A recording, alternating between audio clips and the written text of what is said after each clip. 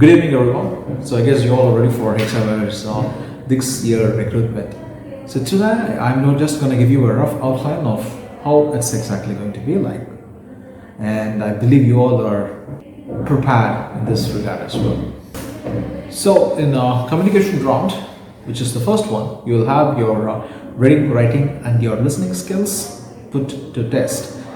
And then you'll also have basic grammar and general verbal ability, of which you are expected to get a minimum of 50%, by which you will be taken over to the next round. In the next round, you have your quants and your logical. So some of the important topics that will be dealt with in quants is time and work, time, speed and distance, percentages, simple and compound interest, profit and loss, and numbers.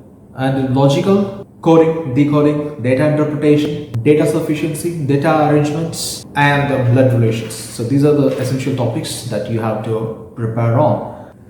And then you have the third round, which is domain specific, MCQ, and this computer programming.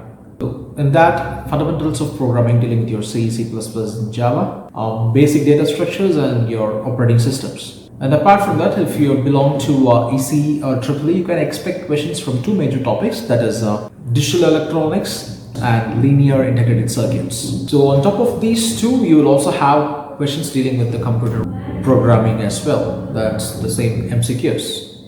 And at last, you have a personality psychometric test just to assess your personality, to identify how you respond to situations, which is usually a non-elimination round. So this is the general outline. Upon clearing every round, you'll be proceeding to the next round. So some of the general ideas that I'd like to share is, because this is what people do face.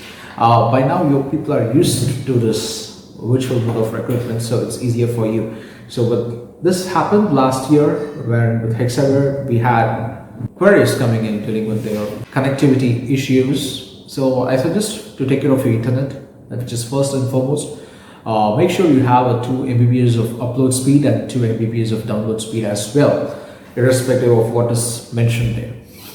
Some people do take up this assessment using their mobile hotspot. Yeah, that's well and good. Some regions do provide good internet connectivity, but many places don't.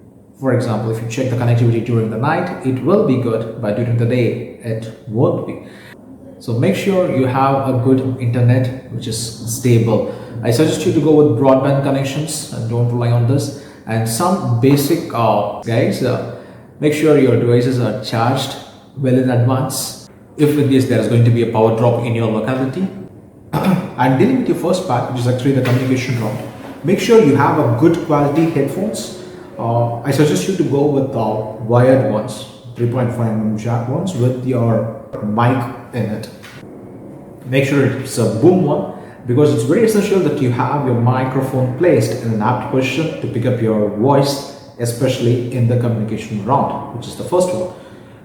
You would have observed, for example, if you're speaking over a microphone in an open hall or an auditorium, you will have an instant feedback coming out from the speakers. So if you have placed your microphone a bit near to your mouth, you will know that you're breathing out a lot of air, which means you'll get immediate feedback.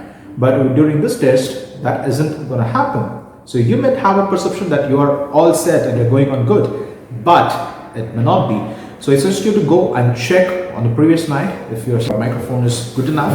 So record a voice even with your laptop and see whether you are able to place it in a correct position. And keep in mind that you can't be holding your phones, like your microphones, near to your mouth, because it's a video proctored one. So moving your hand or moving this microphone every now and then may not be that good. So avoid all this hassle with people. So people do make sure that you are loud enough, because it's the machine that's going to interpret whatever you speak.